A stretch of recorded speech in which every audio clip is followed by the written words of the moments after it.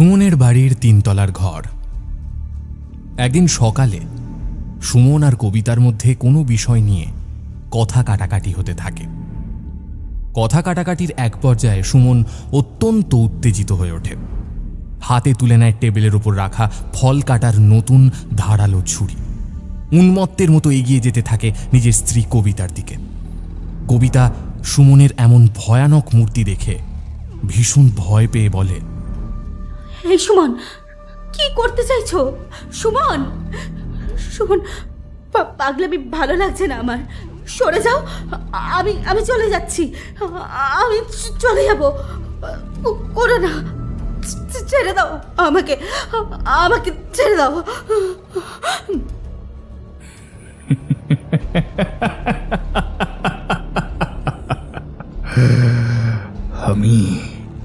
আমি পাগলামি করছি, আমি করছি পাগলামি, তাই তো? হ্যাঁ, না না না না না না, পাগলামি তো করছি না। তোমার পাগলামি যে পুরোপুরি বন্ধ করতে চাইছি। হ্যাঁ হ্যাঁ,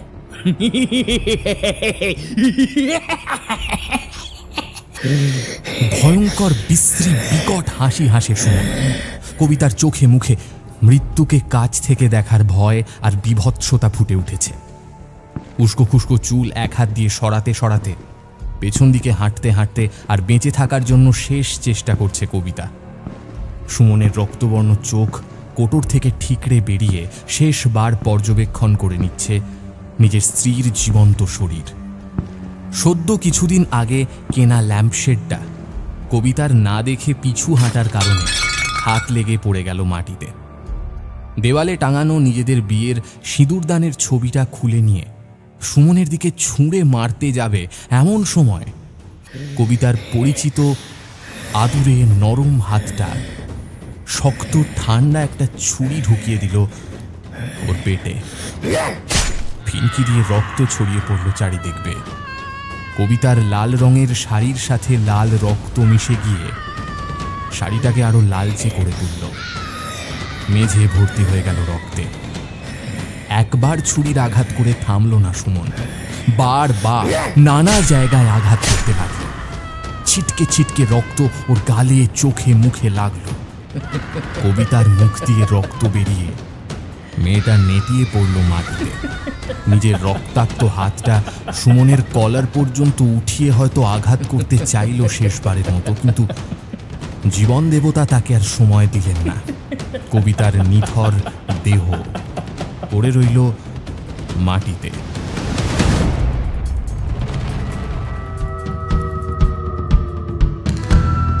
আমাদের চ্যানেলের সমস্ত গল্প শুনতে এক্ষুনি সাবস্ক্রাইব করুন আমাদের ইউটিউব চ্যানেলটিকে। বেল আইকনে ক্লিক করতে ভুলবেন না আমাদের সমস্ত গল্পের আপডেট এবং নোটিফিকেশনস সবার আগে পাওয়ার জন্য। আপনারা বেল আইকনে ক্লিক করছেন তো? আমরা কিন্তু দেখতে পাচ্ছি আমাদের শ্রোতারা আমাদের গল্প শুনে চ্যানেলটিকে সাবস্ক্রাইব করলেও বেল আইকনে ক্লিক করছেন না। আপনাদের সকলের কাছে আমাদের অনুগ্রহ করে বেল আইকনে ক্লিক করে অল নোটিফিকেশনস এই অপশনটি অন করে দেবেন। তাহলে আমাদের আগামী সমস্ত গল্পের নোটিফিকেশনস আপনার কাছে পৌঁছে যাবে সবার আগে। জয়েন করতে পারেন ফ্রিকি ফ্রাইডে স্টোরিজকে মাত্র 29 টাকা প্রতি মাসের একটি প্ল্যানের মাধ্যমে এবং আমাদের উৎসাহ দিতে পারেন আপনাদের জন্য এরকমই দুর্দান্ত কিছু কন্টেন্ট তৈরি করার। নমস্কার, আমি সায়ন্তন, আপনারা শুনছেন ফ্রিকি ফ্রাইডে স্টোরিজ। আজ ফ্রিকি ফ্রাইডে স্টোরিজে আপনারা শুনবেন সুলেখিকা মৈত্রেয়ী ভট্টাচার্যের কলম থেকে একটি বিশেষ স্বাদের গল্প, শেষ পরিণতি। আজকের গল্প পাঠ ও গল্পের সূত্রধার আমি সায়ন্তন।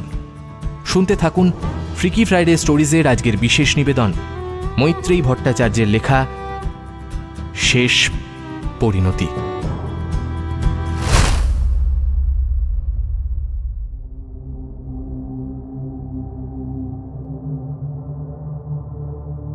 সুমনের পৈশাচিকতা শেষ হলো না এখানেও। সুমন হাঁপাতে হাঁপাতে এক হাতের কনুই দিয়ে নিজের চুল মুখের ওপর থেকে সরাতে থাকল, আর অপর রক্তাক্ত হাতটা মুছে নিল মৃত স্ত্রীর আঁচলে। তারপর মাংস কাটার ছুরি দিয়ে একটু একটু করে কাটতে লাগলো কবিতাকে, তার নিজের 2 বছরের বিবাহিতা স্ত্রীকে।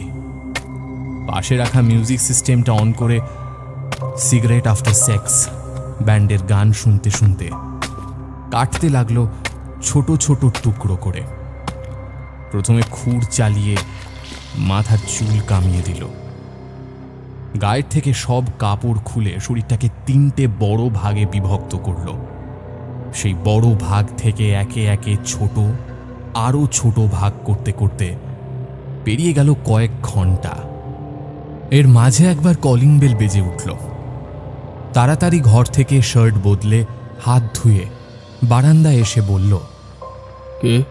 আমি সুমনদা, কবিতার সাথে দেখা করতে এসেছি। ওই আমাকে আসতে বলেছিল কাল, একটু দেরি হয়ে গেল, নইলে আগেই আসতাম গো। একটু না, অনেক বেশি দেরি করে ফেলেছো।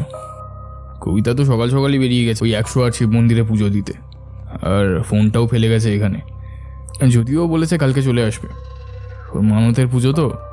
মানে সে তো অনেক দূর, আপনি গেলেন না? না, আমার তো কাল ভোরে ফ্লাইট, তাই যেতে পারিনি। ঠিক আছে, আমি তাহলে পরে কথা বলে নেব না হয়।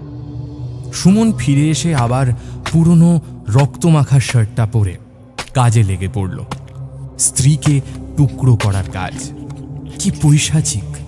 শুধু এই করেই থেমে থাকলো না, এক একটা টুকরোকে ছোট ছোট টুকরো করতে করতে আরো ভীষণ ছোট টুকরো বানিয়ে ফেলল। পাগলের মতো নিজেই সেই মাংসগুলো তুলে নেড়ে চেড়ে দেখতে দেখতে হাসতে লাগলো।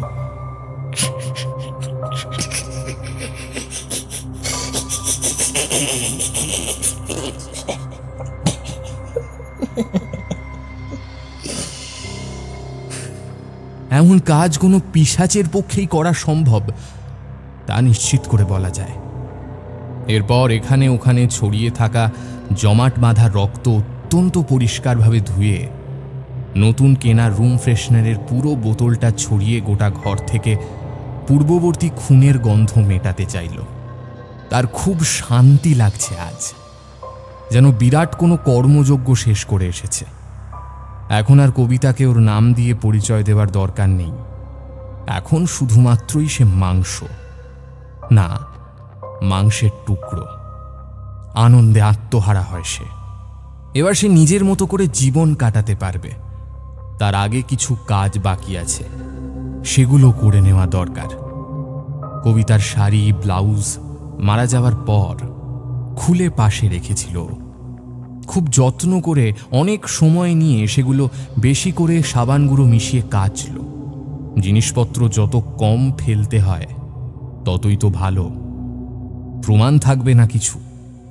বারবার ধুয়ে পরিষ্কার করে সেগুলো নিকড়ে যত্ন করে মেলে দিল ঘরের মধ্যেই শুকোনোর জন্য। মাংসের টুকরোগুলো আর মাথার চুল সব আলাদা করে বড় বড় জিপলক পাউচে ভরে রক্তগুলো ধুয়ে ফেলল প্রায় 3 ঘন্টার পরিশ্রমে। এখন সুগন্ধে ভরে আছে ঘর, আনন্দে ভরে আছে তার প্রাণ। একটা দীর্ঘদিনের অশান্তি এক লহমায় জীবন থেকে সরিয়ে দিয়েছে। সে এখন চলে যেতে পারে তার প্রিয়তমার কাছে। জিপলক পাউচগুলো হাতে তুলে নাচতে থাকলো সে। সে এক উত্তাল নৃত্য।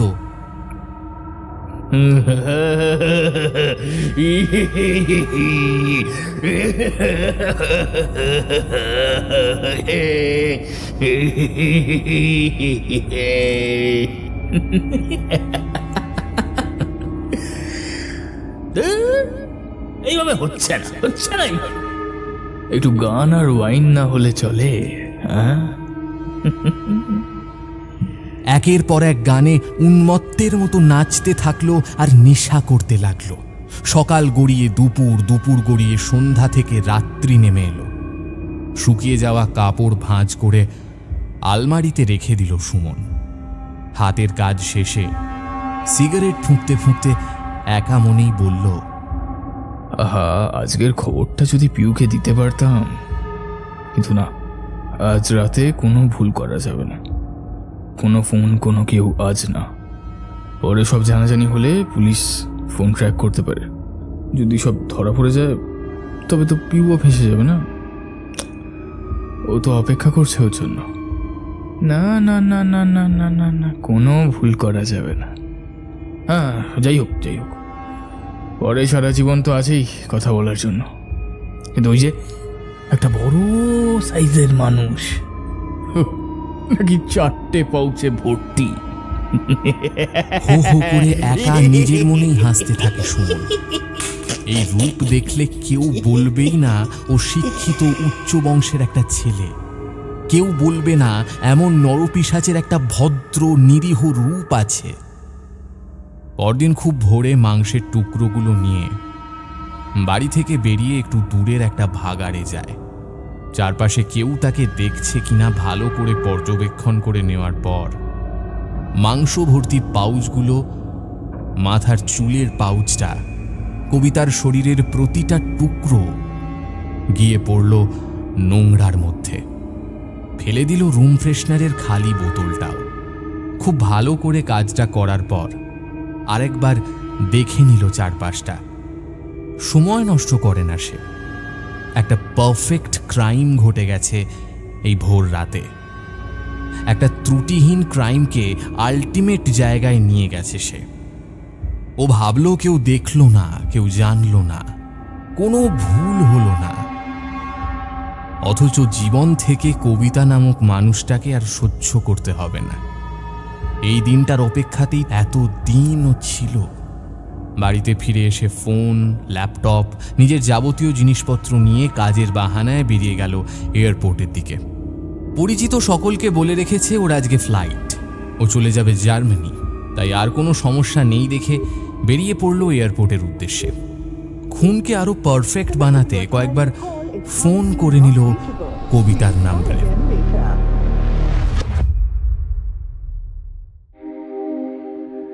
কবিতা আর সুমনের বিয়ে হয় আজ থেকে প্রায় 2 বছর আগে।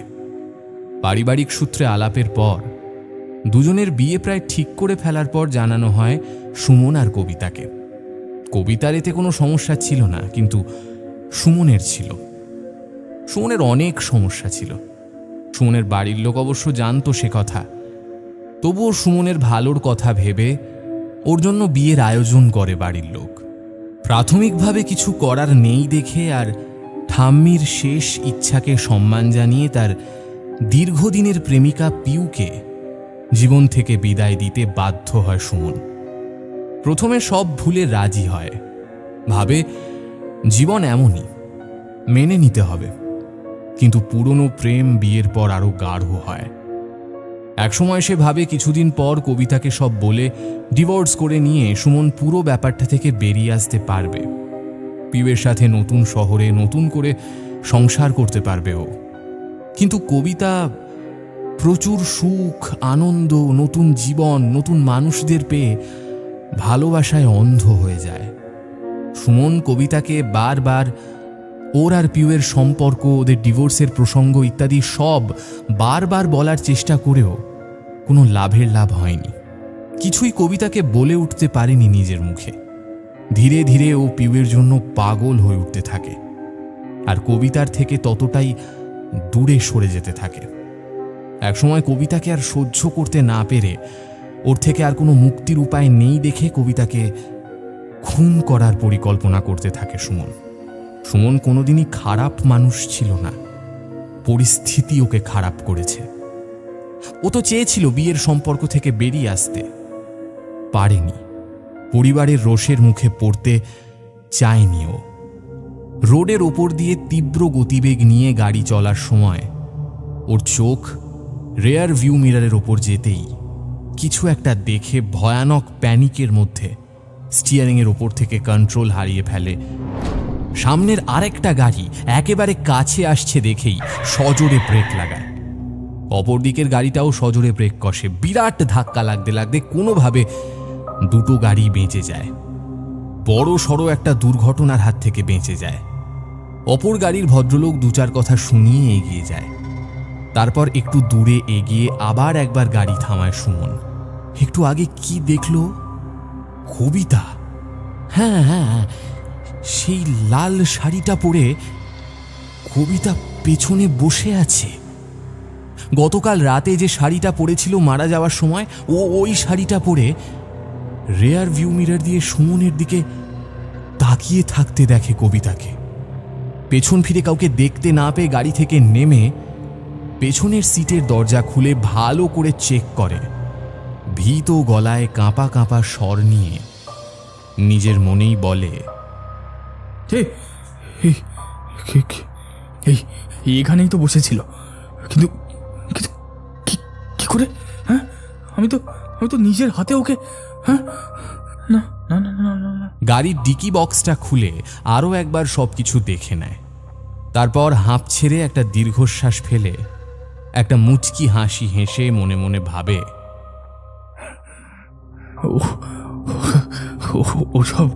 ওসব নিশ্চয়ই আমার মনের ভুল। আর হবে নাই বা কেন? আমি কি প্রফেশনাল খুনি নাকি?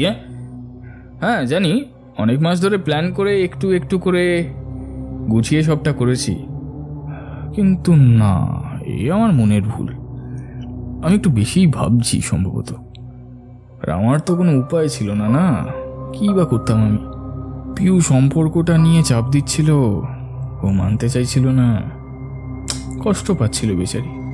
আমি কোথায় যাই? আমার সব উপায় বন্ধ দেখেই তো।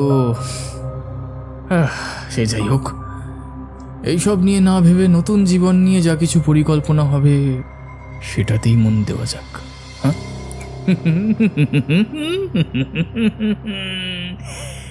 এমন সময় হঠাৎই সুমনের ফোন বেজে উঠল।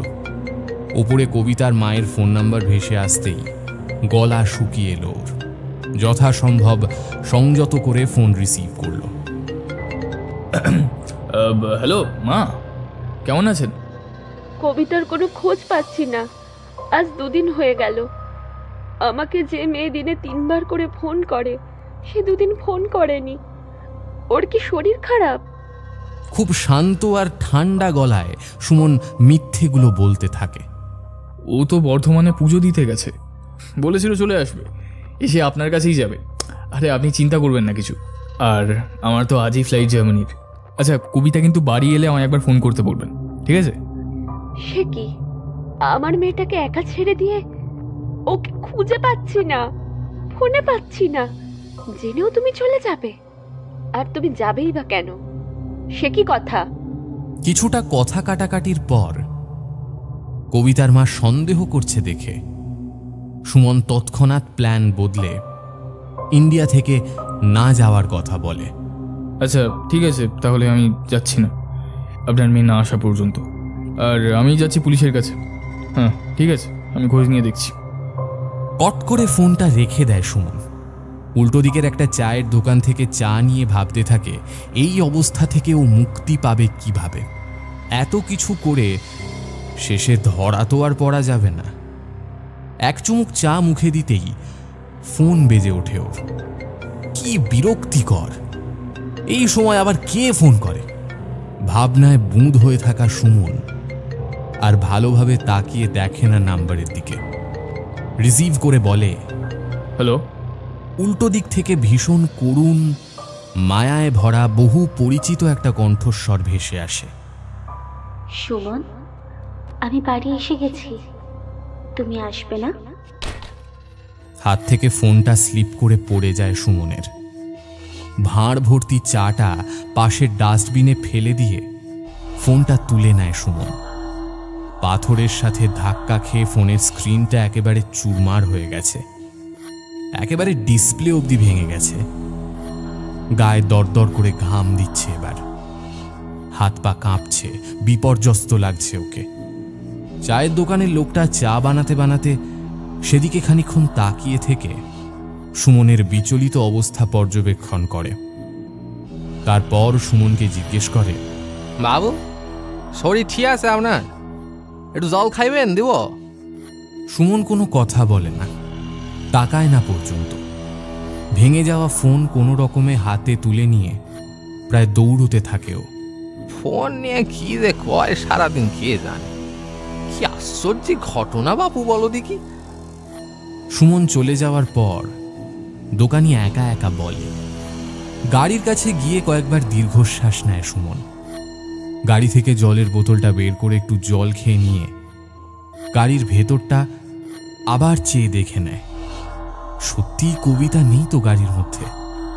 গাড়ির ড্রাইভিং সিটে বসে স্টিয়ারিংয়ে হাত দিয়ে ভাবে, কি কি কি হচ্ছে আমার সাথে? কবিতার গলায় কে ফোন করে কথা বললো? হ্যাঁ, দেখ শালা, ফোনটাও ভেঙে গেল। এত সমস্যা সামলাবো কি করে আমি? কি করব কি করব? ফোনটা সারাতে দেবো? দেখবো কে ফোন করেছে? না না না না না না না না না, ওই থানার দিকে যাই, থানার দিকে যাই। হ্যাঁ, ওইটাই করতে হবে আগে, ওইটাই করতে হবে আগে। ধপ করে একটা বাড়ি দিয়ে বসলো স্টিয়ারিংয়ে। হাত দিয়ে নাকের ওপর হতে থাকা ঘাম মুছে নিয়ে গাড়ি স্টার্ট দেয়। ওর হার্টবিট বাড়ছে একটু একটু করে। ফের যদি কবিতাকে দেখে, আবার যদি কবিতার ফোন আসে, সামলাবে কিভাবে? গা গুলোচ্ছে ওর, শরীরটা ভীষণ খারাপ লাগছে। পুলিশ স্টেশনে গিয়ে নাটকটা করতে হবে খুব সাবধানে, ধরা পড়া যাবে না কোনোভাবেই। পুলিশ স্টেশনে পৌঁছে সবার আগে একটা মিসিং ডায়েরি করে খুব সাবধানে সুমন ফিরে আসে নিজের বাড়িতে। সুমনের বাড়িটা 3 তলা, সামনে বেশ অনেকটা ফাঁকা জায়গা, বাড়ির সাথে লাগোয়া বাগান। বনেদি সম্পত্তি আর সম্পত্তির সঠিক ব্যবহার করে আজও ওরা এলাকার সবচেয়ে ধনী বংশ হিসেবে পরিগণিত হয়। অবশ্য সুমনের এই বাড়িতে থাকার লোকের অভাব দেখা দিয়েছে। ওর বাবা মা কয়েক মাস আগে কাশিবাসী হয়েছেন, নয়তো চাকর বাকর নিয়ে 7 জন মতো লোক ছিল এই বাড়িতে। 3 চাকর বাকরকেও ছাড়িয়ে দিয়েছে সপ্তাহখানেক আগে। জার্মানি চলে গেলে কবিতা এ বাড়িতে তো একা থাকতে পারত না, ওর বাপের বাড়িতেই থাকবে বলেছিল সুমনকে। যদিও সুমনের প্ল্যান ছিল আলাদা, কবিতার পর্ব শেষ করে জার্মানি চলে গেলে কয়েক বছর পর এই বাড়ি প্রমোটিংয়ে দিয়ে দিতে পারলে ইন্ডিয়ার ঝামেলা শেষ হয়ে যেত। পরে কোনোভাবে বাবা মা ফিরলে প্রমোটিং থেকে পাওয়া একটা ফ্ল্যাট তো থাকবেই। কত সুন্দর একটা প্ল্যান বানিয়েছিল সুমন, কিন্তু তালা খুলে বাড়ির মধ্যে আসতেই ওর বুকের ভেতরটা কোনো একটা অজানা কারণে কেঁপে ওঠে। এই ভয়ের কারণ কি? পুলিশি তদন্তের ভয় নাকি কবিতার ভয়? কিন্তু কবিতা ও আসবে কিভাবে? ওকে তো তাহলে ফোন কল, ওটা কি কেউ মজা করেছিল? কিন্তু এত খারাপ ধরনের মজা কে করবে ওর সাথে? ও তো নেহাতি মজা করার ছেলে না, এটা ওর আত্মীয় স্বজন সবাই জানে। এই জাতীয় 7-5 চিন্তা করতে থাকে সুমন। সিঁড়ি দিয়ে উঠতে উঠতে একটা বিশ্রী পচা গন্ধ ওর নাকে ভেসে এলো। সর্বনাশ, এটা কি করে হতে পারে? আমি তো পুরো বাড়ি পরিষ্কার করে গিয়েছিলাম, রুম ফ্রেশনারের তো বোতলটাও শেষ হয়ে গেছে, তবুও কি করে? হ্যাঁ, সুমন দৌড়ে নিজের ঘরের দিকে এগিয়ে গেল। দরজা খুলল। না, এখানে তো কিছু নেই, দুর্গন্ধও তো কিছু আসছে না। তবে কি গন্ধটা শুধু বাইরেই আছে? আবার বেরিয়ে এলো দালানের কাছে। কিছুক্ষণ এদিক ওদিক ঘুরে সোফার নিচে সব জায়গাতে গিয়ে দেখতে লাগলো সেই গন্ধটা আসছে কিনা। কই না তো, এখন তো সেই গন্ধটা আর নেই। হাঁপ ছেড়ে সুমন একা একাই বলে, ওহ, আমিও যেমন, কি করে থাকবে কোনো গন্ধ? মনে হয় একটু বেশি স্ট্রেস নিয়ে ফেলেছি, আমার একটু রেস্ট নেওয়া দরকার। 2 দিন ধরে ভীষণ ধকল গেছে শরীর আর মনের ওপর দিয়ে। সালা, এত করে আমার জার্মানির জন্য প্লেনে বসে থাকার কথা, বসে আছি এই বাড়িতে। কবিতার নামে কুৎসিত কটু কথা শেষ হয় না ওর। কতদিনের জমানো রাগ, ক্ষোভ, কষ্ট, যন্ত্রণার বহিঃপ্রকাশ এই মৃত্যু। ও নিরুপায় ছিল নিশ্চয়ই, সাথে বিরক্তও ছিল সবকিছু নিয়ে। বিশেষত এই বিরক্তি ছিল ওর মা বাবার প্রতি। 2 বছরের সম্পর্কে কোনোদিন সুখী হয়নি ও। হয়তো কবিতা সুখী ছিল, মেটেরিয়ালিস্টিক সুখ সম্ভবত, কিন্তু সুমন তো এসব চায়নি। ছোট থেকে কোনোদিনও এসব চায়নি। ও ভালোবাসা খুঁজেছে, পেয়েছে পিউয়ের মধ্যে। সে সর্বগুণ সম্পন্না। ও কবিতার সাথে পিউয়ের তুলনা করছে না, ওদের দুজনের তুলনা চলে না। তবু পিউয়ের চেয়ে সুন্দর, ভালো, স্মার্ট আর গুণবতী মেয়ে ও কোনোদিন দেখেনি। ও ওর জীবনে পিউয়ের জায়গা কখনোই কেউ নিতে পারেনি। কবিতার সাথে ওর জীবন না জড়ালেই ও খুশি হতো। ইতিমধ্যেই কবিতার নামে মিসিং ডায়েরি করা হয়েছে শুনে কবিতার বাড়ির লোক এসে উপস্থিত হয় কবিতার শ্বশুর বাড়িতে। সুমন প্রাথমিকভাবে ঘাবড়ে গেলেও তৎক্ষণাৎ নিজের নরপিশাচ রূপের খোলসকে লোকানোর জন্য ভদ্র, মার্জিত, নেহাতি ভালো মানুষ সেজে এগিয়ে গেল কবিতার বাড়ির লোককে অ্যাটেন্ড করার জন্য। সান্ত্বনা দিয়ে ওর মাকে বলল, মা শুনুন, আমি ডায়েরি করে এসেছি। পুলিশ তদন্ত শুরু করে দিয়েছে। কতগুলো ইনফরমেশন থানায় জমা করে আসতে হয় শুধু। আপনি চিন্তা করবেন না, কবিতা খুব তাড়াতাড়ি ফিরে আসবে। আমার মন বলছে ও রাস্তায় হয়তোবা জ্যামে আটকে পড়েছে। এভাবে স্বাভাবিক ভঙ্গিতে কথা বলে চলল সুমন কবিতার বাড়ির লোকের সাথে, যেন কোনো ঘটনাই ঘটেনি ওর জীবনে। সময় যত যেতে থাকে সুমনের অভিনয় ক্ষমতা আরও ফুটে ওঠে। লোক দেখানো টেনশন করে। এক এক সময় ওর চোখের জল ওর মাথা নিচু করে বসে থাকা দেখে কবিতার মা, যিনি কিনা একসময় ওকে সন্দেহের চোখে দেখেছিলেন, নিজের দুঃখের কথা ভুলে উনি পর্যন্ত এসে সান্ত্বনা দিয়ে গেলেন সুমনকে। সন্ধ্যার সময় পুলিশ এলো বাড়িতে। পুলিশ আসাতে ও প্রথমে ভারী নার্ভাস হয়ে পড়লেও সঙ্গে সঙ্গে সামলে নিয়ে নিজেকে স্বাভাবিক রাখার চেষ্টা করে গেল। সুমনের ভয় অন্য কারণে। ও ভাবছে কোনো গন্ধ আসছে না তো তখনকার মতো। পুলিশি তদন্ত চলল বেশ অনেকক্ষণ। বারবার জিজ্ঞাসাবাদ, নানা প্রশ্ন করে শেষ পর্যন্ত যখন জেরা শেষ হয়ে চলে গেলেন তারা, তখন রাত প্রায় অনেকটা। নানান লোকজন, বন্ধুবান্ধব, আত্মীয়রা এক এক করে এসে দেখে গেল সুমনকে, কবিতার পরিবারকে। খবর পাঠানো হলো সুমনের বাবা মাকেও। তারাও যত শীঘ্র সম্ভব আসবেন বলে জানালেন। বাড়ি ভর্তি লোক, নানান বিষয়ে ব্যস্ত।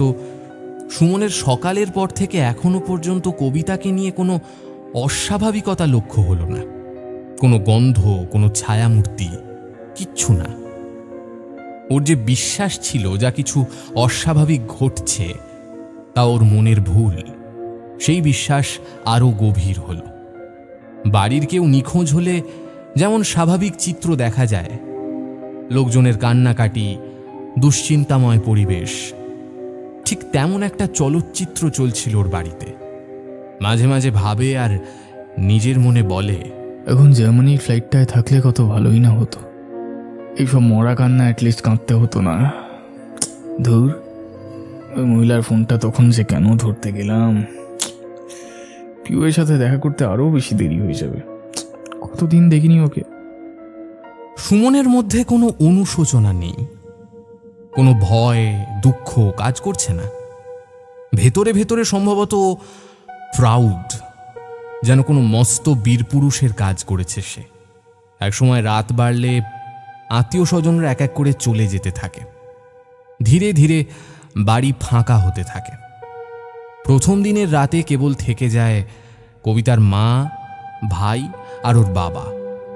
ভদ্রতার খাতিরে সুমনই বলে তাদের, মা, বাপি, কুন্তল, আপনারা তিনজন এখানেই থাকুন। আপনারা একসাথে থাকলে আমিও একটু মনে জোর পাবো। আচ্ছা কুন্তল, তুমি একটু খাবার কিনে আনবে? সেদিন রাত্রে খাওয়া শেষে কবিতার মা বাবা থাকেন সুমনের পাশের ঘরে। সুমন নিজের ঘরে একা, আর দোতলার একটা ঘরে কুন্তল মানে কবিতার ভাই চলে যায় ঘুমোতে। একটা সিগারেট ধরিয়ে সুমন চলে যায় ব্যালকনিতে। পিউকে বড্ড মনে পড়ছে ওর। বিয়ের পর থেকে সুমন মূলত ওর পার্সোনাল ফোন থেকে যোগাযোগ রাখে না পিউয়ের সাথে। প্রথমে একটা ফেক ফেসবুক অ্যাকাউন্ট খুলে ওর পুরনো ল্যাপটপ থেকে যোগাযোগ রাখত পিউয়ের সাথে। এইভাবে আজ 2 বছর যোগাযোগ রাখার পর খুনের পরিকল্পনা শুরু করাতে সেই অ্যাকাউন্ট, সেই ল্যাপটপ কোনোটারই অস্তিত্ব রাখেনিও। সব জায়গাতেই যোগাযোগ আছে, ফেসবুকে ফ্রেন্ড আছে, হোয়াটসঅ্যাপে নাম্বার আছে, কিন্তু সে নেহাতি লোক দেখানো। আজ বহু দিন হয়ে গেল ওর সাথে পিউয়ের যোগাযোগ নেই, কথা নেই। পিউ বলেছিল ও অপেক্ষা করবে সুমনের জন্য বার্লিনের বিখ্যাত ব্রান্ডেনবার্গ গেটের কাছে। কিন্তু সে যাই হোক, এই মুহূর্তে দাঁড়িয়ে পিউয়ের সাথে কথা বলবে এমন ভুল কাজ করার ছেলে সুমন নয়। ও জানে পুলিশ ওকে সন্দেহ করছে, ওর ফোন ট্র্যাক করছে সবার আগে। সেসবের পরেও ওর মন চাইছে একটু কথা বলতে। ওর মনে হচ্ছে পিউ যেন ওর কাছেই দাঁড়িয়ে আছে। ও অনুভব করতে পারছে ওর পিউকে। সিগারেটটা শেষ করে রেলিংয়ের ওপর 2 কনুই রেখে চোখ বন্ধ করে ও। তখনই পিউয়ের উষ্ণ হাতের স্পর্শ ওর গালে গলায় পড়ছে। পিউ ওর হাতের ওপর নিজের কোমল হাতটুকু রেখেছে। ওর শরীরের নিঃশ্বাস এসে পড়ছে সুমনের গায়ে। হার্টবিট বেড়ে গেছে ওর। সেই প্রথম প্রেমে পড়ার দিনগুলোর মতো সেম একই অনুভূতি আজও। এই সময়টায় বেঁচে থাকতে চায় সুমন। সুমন সংসার বানাতে চায় ওর পিউকে নিয়ে। কানের কাছে পিউয়ের গলার আওয়াজ পাওয়া যায়। সুমন, আমি যে অপেক্ষা করছি, তুমি এলে না আজ? কতগুলো দিন ধরে অপেক্ষা করে থাকি তোমার জন্য। কবে আসবে তুমি? নিজের অজান্তেই সুমন বলে ওঠে, আসবো পিউ, খুব তাড়াতাড়ি আসবো। এই দেখো, এখন তুমি আমি মুক্ত, কোনো পিছুটার নেই আমার। আরেকটু ধৈর্য ধরে অপেক্ষা করো লক্ষ্মীটি, যেমনটা এতদিন করে এসেছো। আর কটা দিন। পিউ ওর বাহু আরো শক্ত করে চেপে ধরে, মাথা রাখে ওর হাতের ওপর। কতদিনের কত কথা সব বলে যায় ও। সুমন ওর একটা হাত দিয়ে পিউয়ের মাথায় হাত বুলিয়ে দেয়।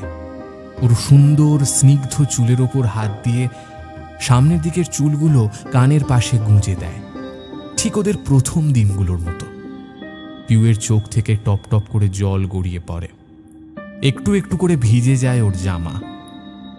পিউ পিউ পিউ পিউ প্লিজ প্লিজ, তুমি কেঁদো না। তুমি কাঁদলে আমার কষ্ট হয়। পিউ পিউ পিউ প্লিজ, আমি আসবো তোমার কাছে। প্লিজ প্লিজ কেঁদো না পিউ। হঠাৎ সম্বিত ফিরতে সুমন হক চকিয়ে যায়। কোথায় পিউ? বেশ জোর গলায় বলে ওঠে, পিউ পিউ পিউ, কোথায় তুমি? কোথায় তুমি? এই পিউ পিউ। এই তো আমি, তোমার খুব কাছে। কোথাও তো দেখতে পাচ্ছে না আর ওকে। জামার হাতায় হাত দিয়ে দেখে অল্প অল্প ভিজে আছে জায়গাটা। তবে পিউ কোথায়? চারিদিক ভালো করে দেখে খুঁজতে থাকে ওকে, কিন্তু কোথাও খুঁজে পায় না। পাওয়ার কথাও নয়। সে তো আছে কত শত মাইল দূরে। তবে জামার হাতাটা ভিজল কি করে? এটা কি ওরই চোখের জল? না, আর ভাবতে পারছে না ও। এতক্ষণের ঘটনায় ওর গায়ের রোম খাড়া হয়ে গেছে। পিউ কি সত্যি অপেক্ষা করছে ওর জন্য? ও যে ওর কথা রাখতেই পারল না আজ, পিউ কি জানে?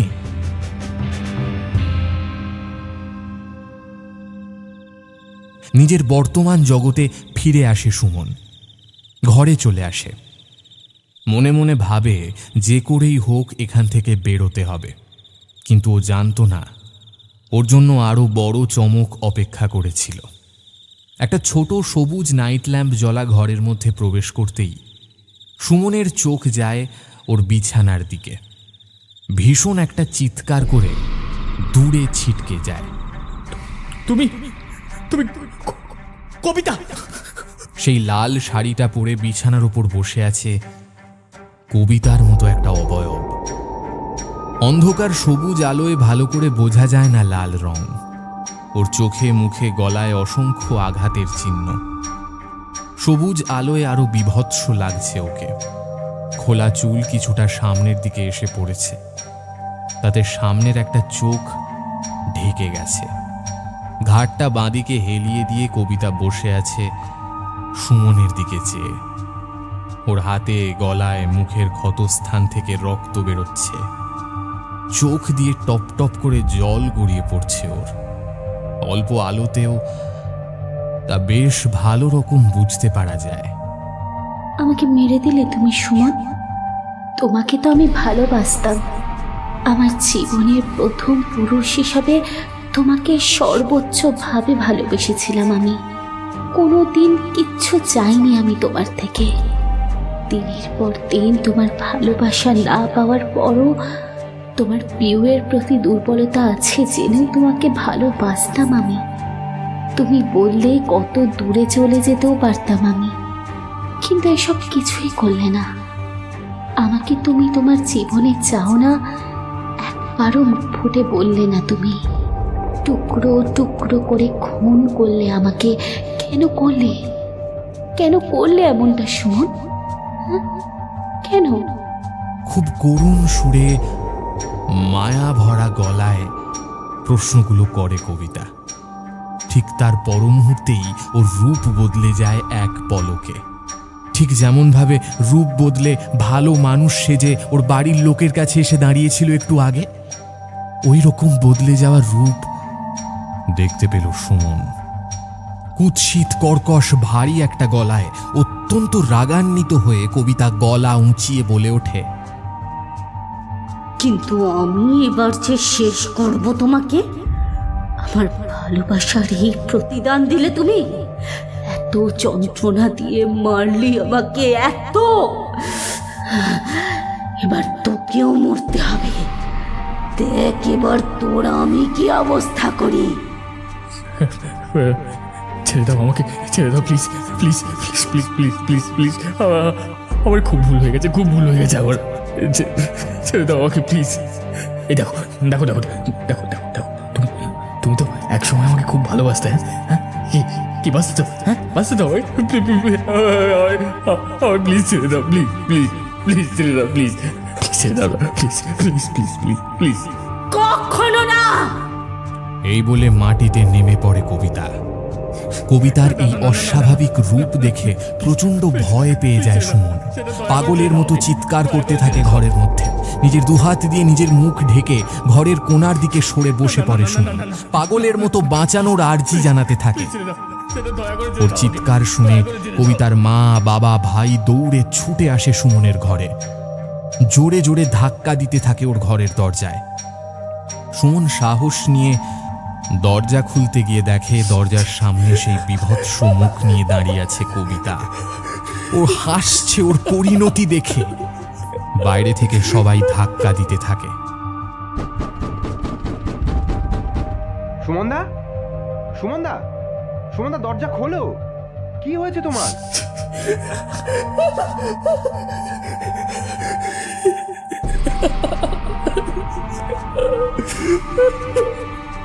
কবিতার পরিবারের তিনজন ধাক্কা দিতে দিতে ডাকতে থাকে সুমনকে। সুমন কি করবে বুঝে উঠতে পারে না। ভয় আতঙ্কে প্রায় কেঁদে ফেলে। কিন্তু কবিতার নাম মুখে আনতে পারছে না, বলে উঠতে পারছে না যে ওর দিদি তার স্বামীকে খুনের প্রতিশোধ নিতে দুটো হাত এগিয়ে গলা টিপতে আসছে। আমি আমি বের হতে পারছি না, আমাকে আমাকে বাঁচাও, আমাকে বাঁচাও। কুন্তল দিকবিদিক জ্ঞান শূন্য হয়ে দরজা ভাঙার জন্য ধাক্কা দিতে থাকে। তিনজনের ধাক্কায় বেশ কিছুক্ষণের মধ্যে দরজা ভেঙে যায়। কুন্তল দৌড়ে এসে উদ্ধার করে মাটিতে পড়ে থাকা সুমনকে। কি সর্বনাশ নেমে এলো! হ্যাঁ, কি হলো গো ছেলেটার? মা, মা সরে যাও।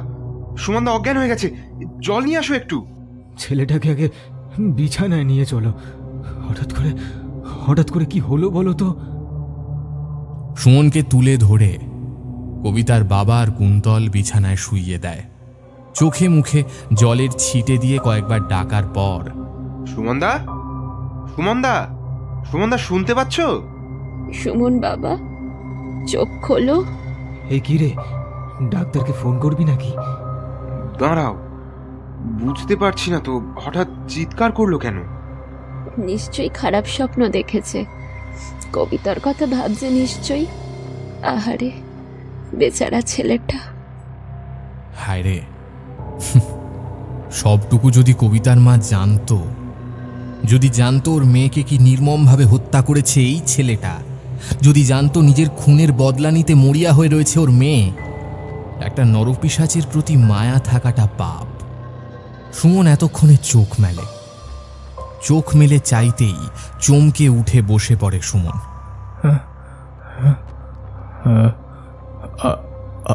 আপনারা? ও কোথায়? ও কোথায়? তোমার কি হয়েছিল সুমন? তোমার চিৎকারে আমরা উঠে এলাম। আমি না, আমার কবিতার কথা মনে পড়ছিল। ভয় করছে ওর জন্য। কবে ফিরবে কবিতা? বেফাস কথা বেরোতে বেরোতে নিজেকে সামলে নেয় সুমন। এক্ষুনি একটা বড়সড় ভুল করে বসছিল সুমন। আরও সংযত হতে হবে ওকে। কবিতার আত্মা ওকে মারবে বলে উঠে পড়ে লেগেছে। প্রতিটা পদক্ষেপ খুব সাবধানে নিতে হবে। বুঝেছি। এক কাজ কর কুন্তল, তোরা দুজন এ ঘরেই থেকে যা। একসাথে থাকলে মন খারাপ কম হবে। আবার মেয়ে তাড়াতাড়ি ফিরে আসবে, দেখো। সুমন চমকে ওঠে শেষ কথাটা শুনে। চিৎকার করে বলে, না না মানে? না মানে ওর কোনো ক্ষতি হবে না। কবিতার বাবা মা পাশের ঘরে চলে গেলে কুন্তল এসে বসে সুমনের পাশে। কুন্তল কিছু একটা বলার জন্য তৈরি হচ্ছিল, তখনই সুমন বলল, এই দাঁড়াও প্লিজ, আমি একটু চোখ মুখ ধুয়ে আসি। সুমন উঠে ঘরের সাথেই লাগোয়া বাথরুমে চলে গেল, যে বাথরুমে আগের দিন রাতে এসে পরিষ্কার করেছে রক্তে মাখা তার স্ত্রীর জামা কাপড়। বাথরুমের বেসিনের দেওয়াল জুড়ে পুরোটাই আয়না। আয়নার বর্ডার লাইন জুড়ে রয়েছে আলোর ব্যবস্থা। সুমন বেসিনটা চালিয়ে ৩-৪ বার ভালোভাবে মুখ চোখ ধুয়ে আয়নার দিকে তাকাতেই দেখে ওর পেছনে দাঁড়িয়ে রয়েছে কবিতা। সেই একইভাবে লাল শাড়ি, ক্ষতবিক্ষত শরীর, খোলা চুল আর ঘাটটা বাঁদিকে কাত করা। ওর তীব্র লাল দুটো চোখে প্রতিশোধের আগুন। দাঁত মুখ বেঁকিয়ে তাকিয়ে আছে সুমনের দিকে। সুমন সঙ্গে সঙ্গে পেছন ঘুরে দেখে, না কিছুই তো নেই।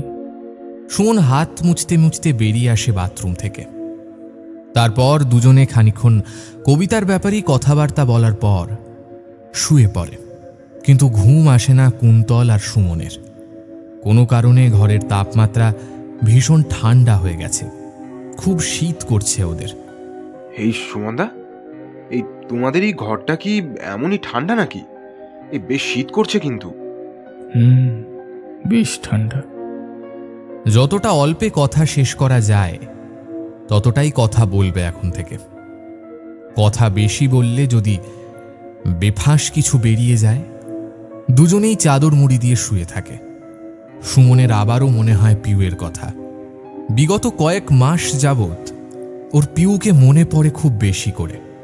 কতদিন দেখা হয় না ওদের।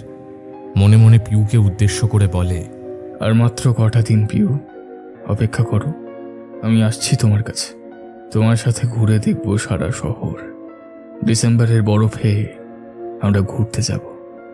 এই সব ভাবতে ভাবতে কখন চোখ লেগে গেল ওর বুঝতে পারেনি। খুবই সুন্দর কিছু মুহূর্তের ছবি মনের মধ্যে নিয়ে ঘুমোতে গেলে যে অমায়িক হাসি মানুষের মুখে লেগে থাকে, ওই হাসি মুখ নিয়ে ঘুমোচ্ছে সুমন। ঠিক কতক্ষণ ঘুমিয়েছে ও জানে না, কিন্তু প্রায় শেষ রাতে সুমনের ঘুম ভাঙে ভয়ঙ্কর এক স্বপ্নে। ধরফরিয়ে উঠে বসে পড়ে ও। কি হলো সুমনদা? সুমন মাথা নেড়ে জবাব দেয় শুধু। এতক্ষণ কি দেখল? ফের কবিতাকে দেখতে পেল। কি হচ্ছে ওর সাথে এসব? কি বিপদের মধ্যেই না পড়েছে ও। কবিতা কি যেন বলল? হ্যাঁ, মনে পড়েছে। তোমাকে 1 সপ্তাহের মধ্যে শেষ করব আমি, তৈরি থেকো। আমার প্রতিশোধ আমি নিজেই নিয়ে নেব, আর সেটাও খুব তাড়াতাড়ি। আমার ভালোবাসার এত নিষ্ঠুর প্রতিদান দিয়েছ তুমি। তোমাকে শেষ না করা পর্যন্ত আমার মুক্তি নেই। তোমায় আমার হাতেই মরতে হবে সুমন, মরতে হবে। সুমন ভয় পেয়ে উঠে পড়ে। এরপর এভাবে চললে তো অসুস্থ হয়ে যাবে দিন দিন। কোথায় যাবে ও? কার কাছে গিয়ে বলবে? কাউকে গিয়ে বললে তো নির্ঘাত বিপদ। এরপর আর ওর ঘুম আসে না। কুন্তল ঘুমোচ্ছে অঘোরে। ঘরের আলোগুলো দপদপ করে একবার জ্বলছে, একবার বন্ধ হচ্ছে। চারিদিকটা কেমন ভারী হয়ে আছে। নিজের শরীরটাও ভার করে আসছে। আসলে ঘরের বাতাসটাই এমন হয়ে আছে। সারা ঘর জুড়ে আবার সেই বিভৎস বিশ্রী পচা গন্ধটা পাওয়া যাচ্ছে। এটাও কি শুধু একা অনুভব করতে পারছে ও, আর কেউ পারছে না? সুমন বালিশে হেলান দিয়ে বসে। এই রাতে আর ঘুম আসবে না ওর। একটা সিগারেট ধরায়। সিগারেটে টান দিতে দিতে শুনতে পায় খুব ক্ষীণ একটা শব্দ, একটা গলার আওয়াজ। কিসের শব্দ? কোত্থেকে আসছে? বেশ অনেকক্ষণ শব্দটা হয়ে চলার পর এক সময় একটা মহিলা কণ্ঠস্বর শুনতে পায়।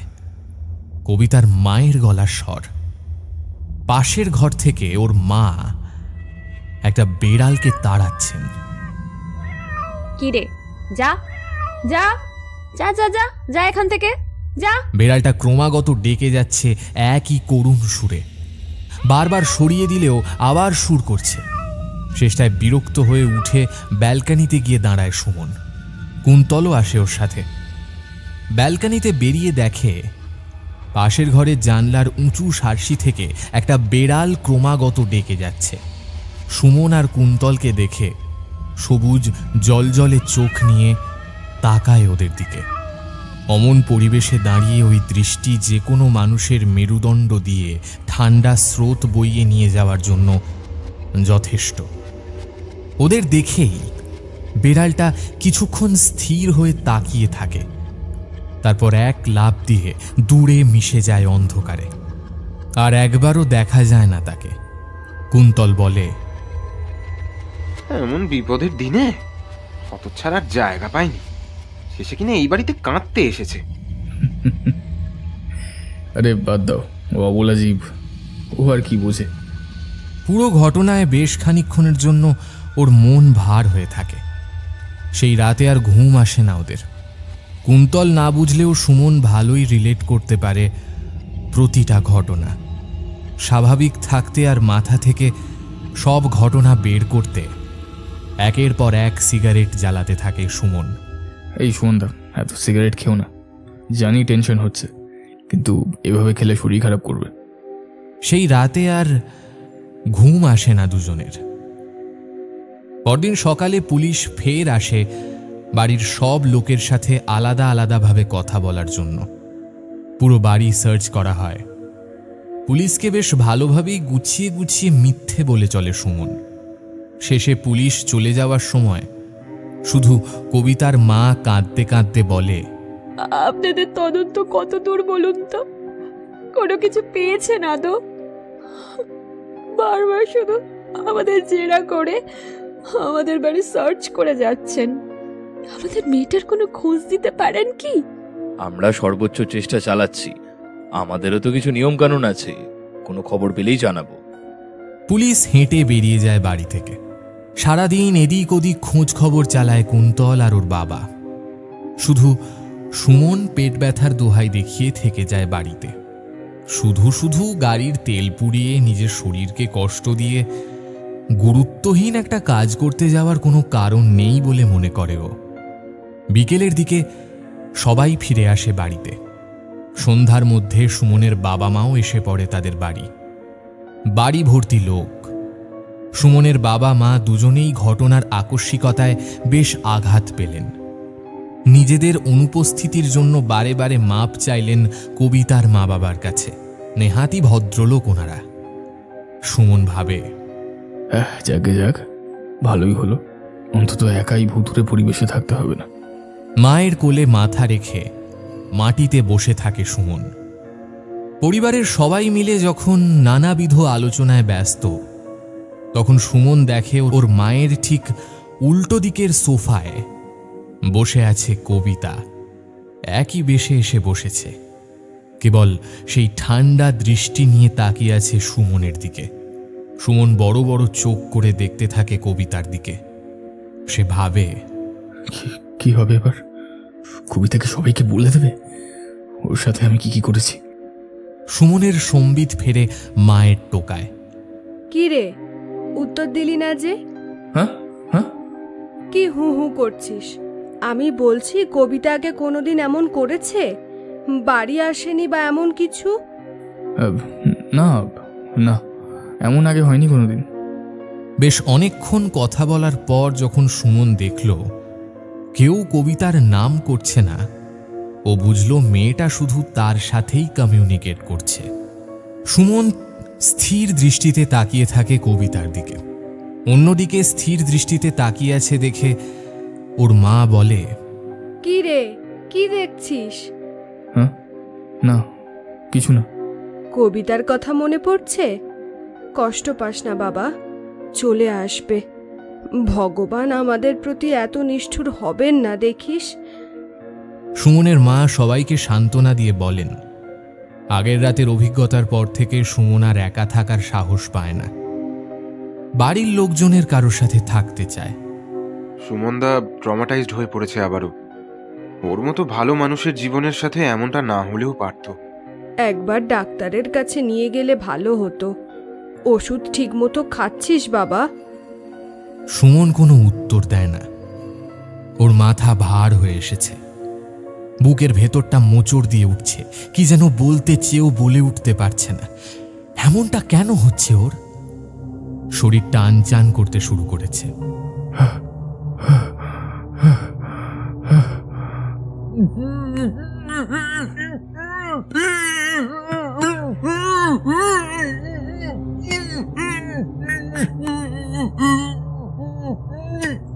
এই সুমনদা, কি হলো? একটু জল নিয়ে আয় ওর জন্য, যা। বাবু, এই বাবু, এমন ছটফট করছিস কেন? আবার আগের মতো করছিস কেন বাবু? সুমন বেহুশের মতো ছটফট করছে, মুখ খুলে বড় করে শ্বাস নিতে চেষ্টা করছে। ও কবিতাকে উঠে আস্তে আস্তে চলে যেতে দেখছে ওপরের ঘরের দিকে। কে কে উপরে যাচ্ছে? কার কথা বলছিস? পিউ? পিউয়ের নাম নিয়েই ওর মা বুঝতে পারেন ভুল জায়গায় ভুল মানুষের নাম নিয়ে ফেলেছেন। সঙ্গে সঙ্গে কথা ঘুরিয়ে ছেলেকে নিয়েই ব্যস্ত হয়ে পড়েন, কিন্তু কবিতার মা তা ছাড়েন না। সুমনের মাকে ঘুরিয়ে জানতে চান, পিউকে? কবিতার মাকে কোনো উত্তর দেওয়ার প্রয়োজন বোধ করেন না তিনি। যা করছিলেন তাতেই মনোযোগ দিয়ে থাকেন। এদিকে সুমন বলে চলেছে সুমনের মাথা ঘুরছে, বাকিদের কথা ও আর কিচ্ছু শুনতে পাচ্ছে না। সব কথা তালগোল পাকিয়ে কি একটা যেন হয়ে যাচ্ছে। পাশ থেকে ওর পরিচিতেরা কি যেন বলতে চাইছে, সব শুনেও বুঝে উঠতে পারছে না সেগুলো। ভীষণ ছটফট করতে থাকে ও। কুন্তল আর বাকিরা মিলে সবাই ধরাধরি করে ওকে ওপরের ঘরে নিয়ে যায়। বিছানায় শুইয়ে ওর সেবা যত্ন করে দুই মা। কুন্তলের হাতে ফ্রিজে রাখা ওরই ঘুমের ওষুধের ইঞ্জেকশনটা দিয়ে দেয় ওর হাতে। ঘুমে ঢলে পড়ে সুমন। ও একটু রেস্ট নিক, আমাদের এখান থেকে যাওয়া উচিত। ওকে ছেড়ে যেতে ইচ্ছে করছে না এখন আমার। একটু থাকি। দিদি আপনি চলুন, একা থাকলে কান্নাকাটি করবেন, তখন আর ঘুমটা হবে না। ওর উপর দিয়ে অনেক চাপ যাচ্ছে। আমার মেয়েটাকে খুব ভালোবাসতো তো। সুমনকে একা রেখে ঘরের বড় লাইট নিভিয়ে সবুজ লাইটটা জেলে ঘর থেকে বেরিয়ে যায় বাকিরা। বেরিয়ে যায় বেশ কিছুক্ষণ। হাই পাওয়ারের ঘুমের ওষুধ খেয়ে ঘুমোতে থাকা সুমনের ঘুম ভাঙে বিরাট অস্বস্তিতে। ঘুমের মধ্যে ওর মনে হয় ও শরীরের ওপর যেন বসে আছে বিরাট ওজনের কেউ। সুমনের চোখ খুলতেই চায় না। প্রবল চেষ্টা করে সেই আধবোজা চোখ খুলতেই সুমন দেখে কবিতা বসে আছে ওর শরীরের ওপর। ওর হাতে সেই ছুরিটা যেটা দিয়ে সুমন ওকে খুন করেছিল। কি বিশ্রী কদাকার দেখতে লাগছে ওকে। সুমন কি করবে বুঝতে পারে না। ওর হাত পা কাজ করছে না, গলা দিয়ে শত চেষ্টা করেও কোনো শব্দ বেরোচ্ছে না। পৈশাচিক শব্দ করে কবিতা হাসছে।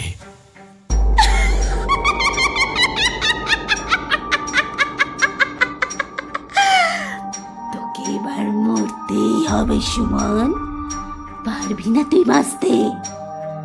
আমাকে মেরে আমার জীবনের সব স্বাদ নষ্ট করে বেশি দিন তো বাঁচতে দেব না আমি তোকে, দেব না। আজ রাতেই খুন করব।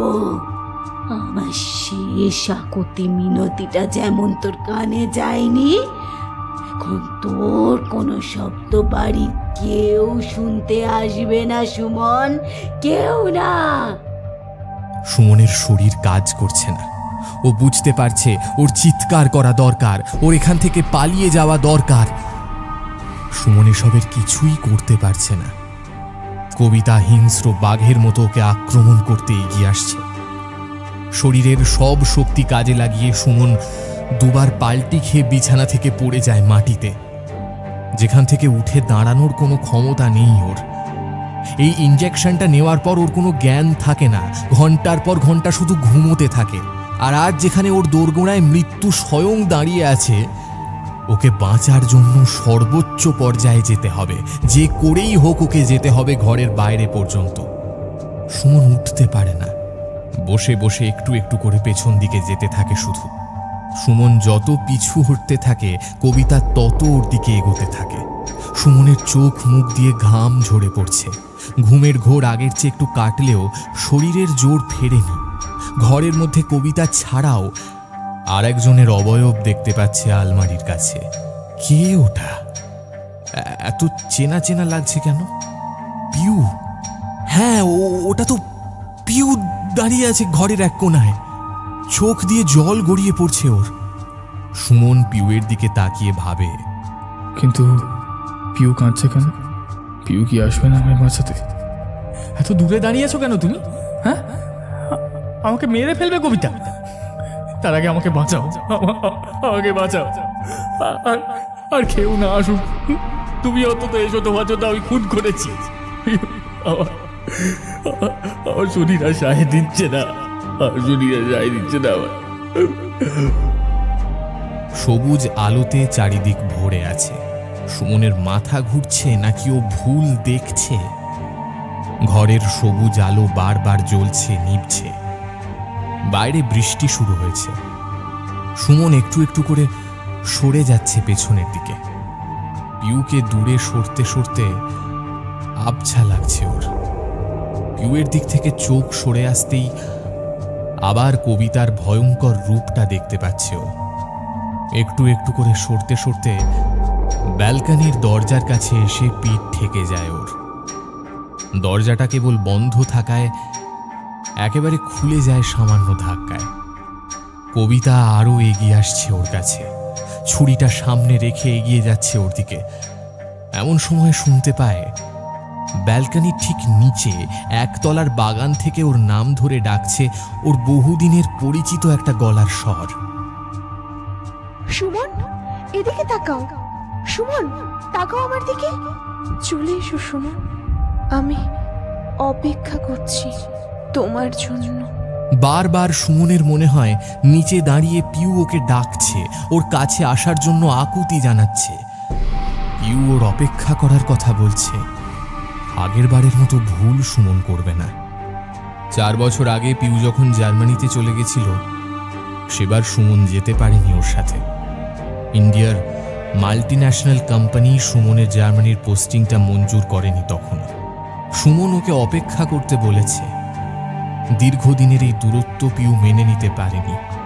জার্মানির নতুন শহরে একা ওর দম বন্ধ হয়ে আসত। সুমনকে বারবার সে কথা বলেছে পিউ। সুমন শত চেষ্টা করেও যেতে পারেনি পিউয়ের কাছে। পিউ ওকে ভুল বুঝতে শুরু করে। পিউ ভাবে সুমন ওর কথা রাখবে না, সুমন কোনোদিন আসবে না ওর কাছে। প্রচুর ভুল বোঝাবুঝি চলতে থাকে ওদের মধ্যে। পিউ রাগ করে কথা বলে না ওর সাথে। সুমন অনেকবার চেষ্টা করেছে, অনেকবার বোঝানোর চেষ্টা করেছে। পিউয়ের সাথে যোগাযোগ করতে পারেনি ও। আজ যখন পিউ ওকে 1 বছর পর এইভাবে ডাকছে, দ্বিতীয়বারের মতো সেই ডাক অগ্রাহ্য করতে পারবে না। পিউয়ের ডাকে ওকে যেতেই হবে। পিউ বারবার ডাকতে থাকে সুমনকে। সুমন, চলে এসো। সুমন, তাকাও আমার দিকে। কবিতা এক পা করে এগিয়ে আসছে সুমনের দিকে। সুমন শরীরের সব চেষ্টাটুকু একজোট করে উঠে দাঁড়ানোর চেষ্টা করে। রেলিংয়ের ওপর এক হাত রেখে নিজের এক হাত বাড়িয়ে দেয় পিউয়ের দিকে। পিউ বাগানের নিচ থেকে দাঁড়িয়ে সুমনের হাতটুকু ধরার চেষ্টা করে। সুমনের মনে হয় পেছন দিক থেকে আর্তনাদ করে কবিতা ওকে ঠেলে দিল সামনের দিকে।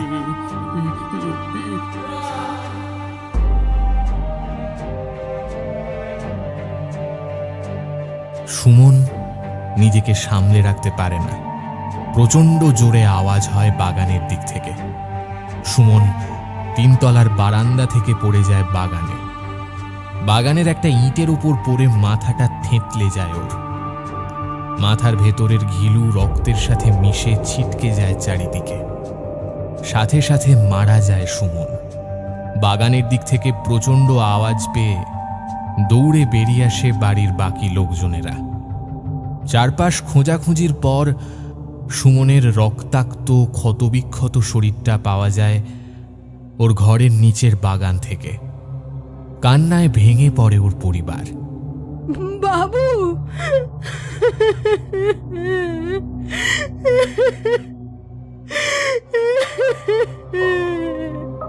অ্যাম্বুলেন্সে ফোন কর কুন্তল। ততক্ষণে সব শেষ। বাড়ির সব লোক ওর রক্তাক্ত দেহটাকে ঘিরে দাঁড়িয়ে থাকে। ঠিক এই সময় পুলিশের গাড়ি এসে থামে ওদের গেটের সামনে। পুলিশের বড় কর্তা ও আরও 3 জন অফিসার মিলে এগিয়ে আসে বাগানের দিকে। বাড়ির সব লোকজনের জটলার মধ্যে ঢুকে দেখে, দেখি দেখি দেখি একটু সরুন সরুন একটু। বাবা, পুলিশ সুমনদার বেঁচে নেই স্যার। এইমাত্র ওপর থেকে ভীষণ জোরে কিছু পড়ে যাওয়ার শব্দ শুনে ছুটে বের হয়ে এসে দেখি। সবাই সরে দাঁড়ান।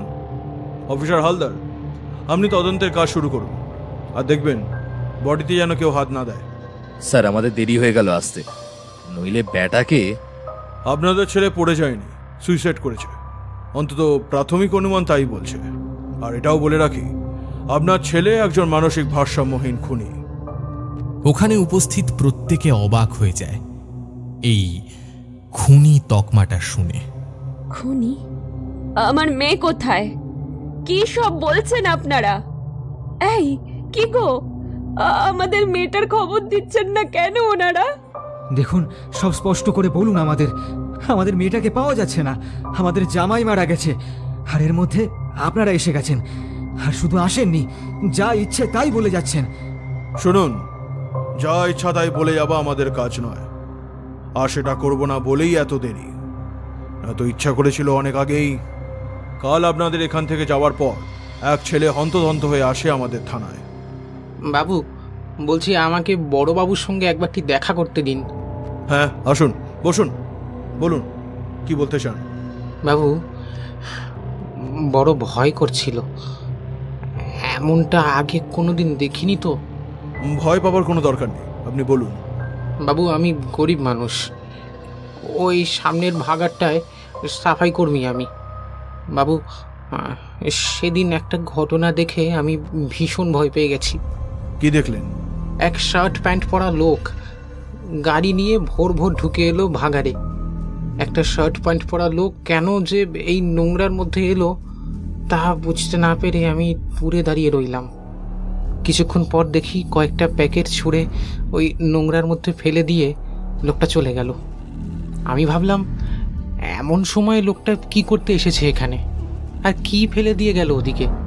লোকটা চলে যাওয়ার পর আমি দৌড়ে যাই ওখানে যেখানে সে ওই প্যাকেটগুলো ফেলে দিয়ে গেছিল। কি যা দেখি বাবু, আমি আমার জীবনে এত ভয় কোনো দিনও পাইনি। দেখলাম প্যাকেটগুলোর মধ্যে ভর্তি মাংসের টুকরো। দেখে ভীষণ সন্দেহ হয় আমার। আর একটু খুঁজে দেখি একটা প্যাকেট ভর্তি রয়েছে মেয়েদের মাথার চুল। তুমি গাড়ির নাম্বারটা দেখেছো? হ্যাঁ বাবু, এই যে বাবু আমি লিখে রেখেছি, এই দেখুন এইটা। পকেট থেকে একটা সাদা কাগজ বের করে দেয় সেই লোকটা। তারপর গাড়ির নাম্বার সূত্র ধরে আমরা পৌঁছে যাই এই বাড়িতে। ভাগার থেকে প্যাকেটে যে কটা পাওয়া গিয়েছিল প্রত্যক্ষদর্শীর সাহায্য নিয়ে সেইগুলোকে খুঁজে আমরা তার পরীক্ষা করতে পাঠিয়েছি। এসেছিলাম খুনের দায়ে মিস্টার সুমন হাজরাকে গ্রেপ্তার করতে। উনি সম্ভবত ওনার স্ত্রী মিসেস কবিতা হাজরাকে খুন করেন, আর তার শরীরকে টুকরো টুকরো করে জি ব্লক পাউচে ভরে ফেলে এসেছিলেন ভাগাড়ে। মা, বাবা, ভাইয়ের প্রতিক্রিয়া ছিল ভয়ানক। ওর ভাই যে মৃত সুমনের শরীরটাকে বাঁচিয়ে তুলতে চাইছিল, এখন নিজের বোনের খুনির মৃতদেহের ওপর ঝাঁপিয়ে পড়ে তার থেকে প্রতিশোধ নিতে চাইছে। শালা কুত্তার বাচ্চা, তোর লাশ আমি কুচি কুচি করে কাটবো এবার দেখ। কুন্তল বাবু, নিজেকে সামলান। ওনার শাস্তি উনি পেয়েছেন। অনুশোচনায় বোধ থেকে সম্ভবত সুইসাইড করে বসেছেন। আইনের অবমাননা তাই আর করবেন না। অফিসার, ওনার বডি পোস্টমর্টমের জন্য পাঠানোর ব্যবস্থা করো। Yes sir. সুমনের মা ছেলের মৃত্যু আর ছেলের কুকর্মের কথা একসাথে পেয়ে একেবারে স্তম্ভিত হয়ে পড়েন। কোনো কথা বলেন না, এক ফোঁটা জলও ওনার চোখ থেকে পড়ছে না। উনি বসে আছেন মাটিতে। পুলিশের বড় কর্তা সুমনের বাবার দিকে তাকিয়ে ওনাকে প্রশ্ন করেন, আচ্ছা, এইরকম বিভৎস খুন উনি করলেন কেন? হ্যাঁ, ওনার কি কোনো মানসিক সমস্যা ছিল, কোনো সাইকোলজিক্যাল সমস্যা? এমন পাশবিক কাজ কোনো সুস্থ মানুষের পক্ষে করা অসম্ভব। আপনারা এই ব্যাপারে কিছু জানেন? জেনে থাকলে বলুন আমাদের। সুমনের বাবা কিছু বলতে পারেন না।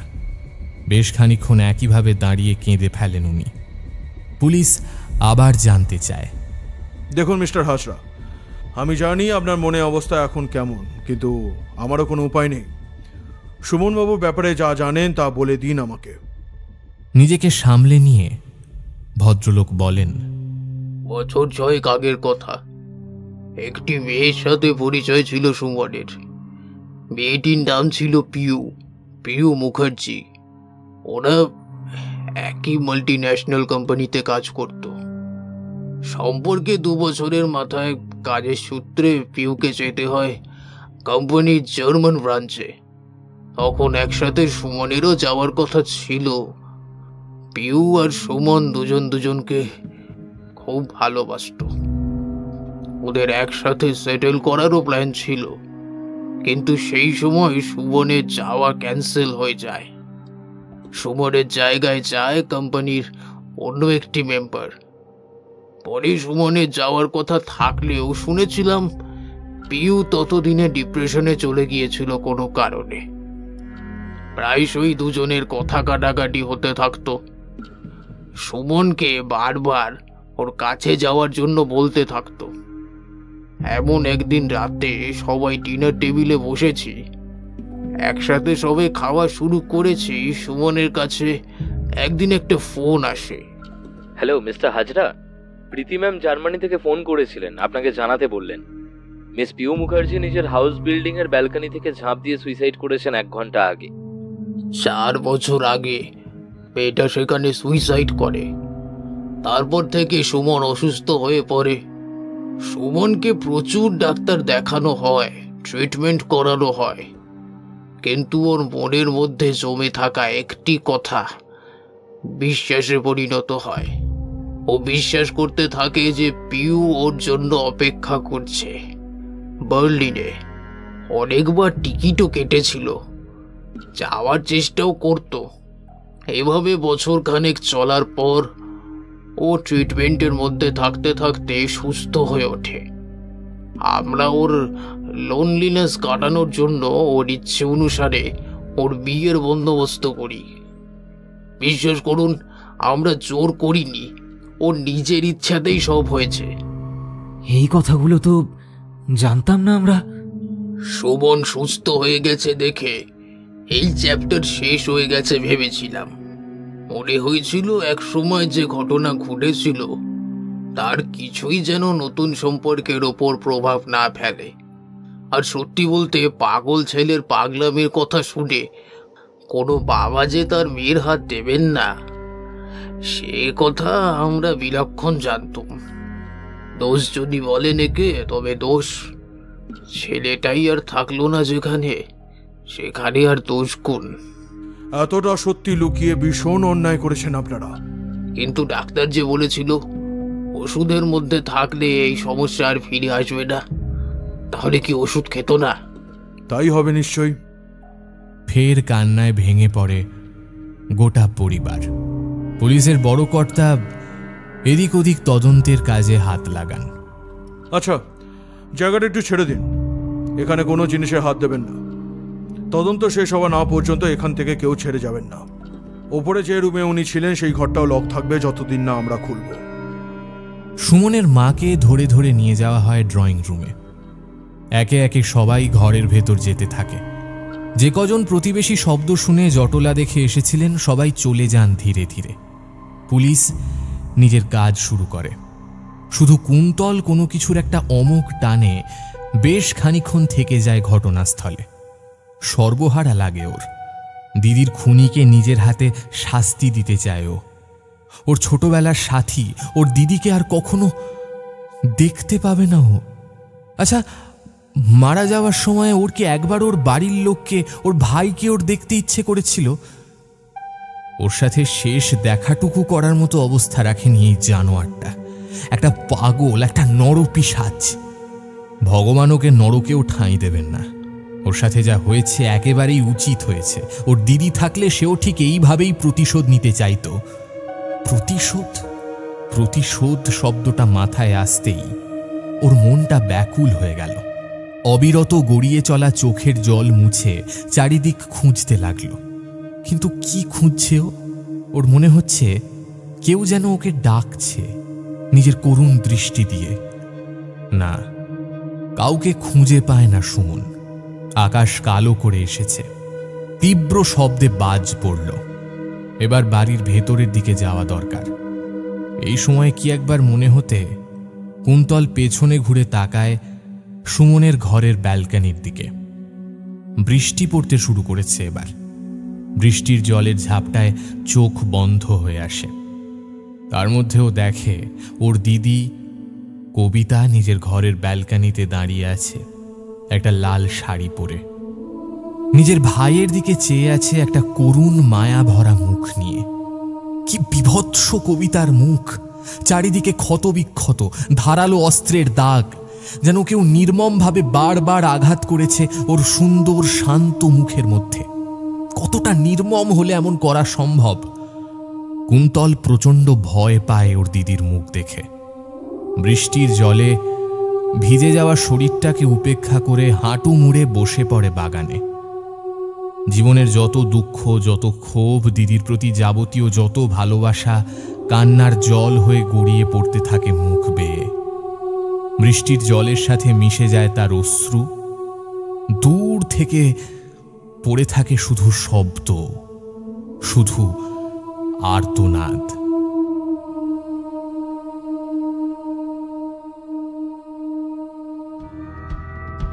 এতক্ষণ আপনারা শুনছিলেন শেষ পরিণতি। রচনা মৈত্রেয়ী ভট্টাচার্য। আজকের গল্প পাঠ ও গল্পের সূত্রধারে ছিলাম আমি, সায়ন্তন। অন্যান্য চরিত্রে ছিল আর্য, তৃষা, সোনিয়া, সৌমদীপ, অস্মিতা, সৌভিক, দুর্বা, নীল, ঋদ্ধি, সৌরভ। এই গল্পের নাট্যরূপ নির্মাণে ছিল অনিন্দিতা। শব্দ সংযোজনে ছিল রণজয়। এই গল্পের আবহ সঙ্গীত ও স্পেশাল এফেক্টসে ছিল আর্য। গল্পের প্রচ্ছদ নির্মাণ করেছে শুভদীপ ব্যানার্জি। কেমন লাগলো আজকের গল্পটা? যদি এই গল্পটা আপনাদের ভালো লেগে থাকে অবশ্যই ভিডিওটিকে একটি লাইক করে দেবেন, চ্যানেলটা সাবস্ক্রাইব করতে ভুলবেন না, কমেন্টের মাধ্যমে জানিয়ে দেবেন আপনাদের মূল্যবান মতামত। আগামী পর্বে আবার দেখা হবে আপনাদের সাথে আরও একটা নতুন এবং দুর্দান্ত গল্পের সাথে। সবাই ভালো থাকবেন, সুস্থ থাকবেন। শুভরাত্রি, নমস্কার।